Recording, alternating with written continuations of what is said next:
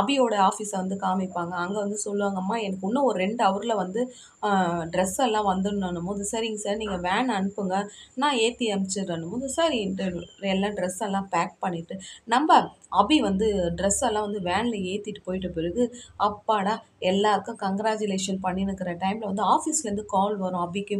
Madam இப்போ தான் van அனுப்புகிறோம், இன்னும் ஒரு 1/2 ஹவரில் வந்துடும் மேடம்னும் போது, அப்போ வந்து கேட்பாங்க, ஐயோ அப்போ இப்போ ட்ரெஸ் எல்லாம் ஏற்றின்னு போச்சு, அது எந்த வேனுன்னு ரொம்ப மனசு கஷ்டமாயிடும். உடனே வந்து அபி வந்து அவங்க அக்கா கிட்ட அழுந்த உடனே அப்போல்லாம் ஏன்டி அழுவுற ஏன்டி அழுவுறன்னு, அக்கா நம்ம ஆர்டரெல்லாம் வந்து வேறு எந்த வேனுக்கும் நம்ம ஏற்றி அனுப்பிச்சிட்டு இருக்கிறோன்னும் போது, அப்போ அங்கே மாசு மாதிரி வராங்கங்க. யாருன்னு பார்த்தா நம்ம 2 ஹீரோவும் வராங்க. வந்து அந்த வண்டியை தேடி கண்டுபிடிச்சி நம்ம அபிக்கு வந்து எல்லாத்தையும் கொடுக்க போகிறாங்க. அபியோட அக்காவோட கல்யாணம் நல்லா நடக்க போது, அதை நம்ம பார்க்க தான் போகிறோம்.